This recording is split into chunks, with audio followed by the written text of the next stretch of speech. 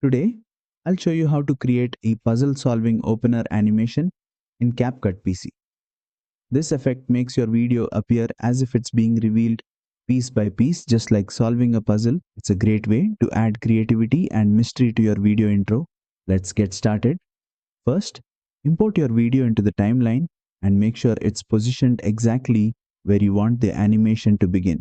Next, select the video and open the right side editing panel. From here, navigate to the animation tab. Since this is an opener animation, go to the in section. Scroll through the available effects and select puzzle. Once applied, you'll see your video appear as if puzzle pieces are coming together to reveal the full image. To customize the effect, use the duration slider.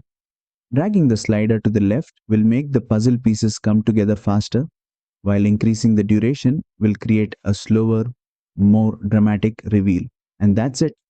You've successfully created a puzzle-solving opener animation in CapCut PC.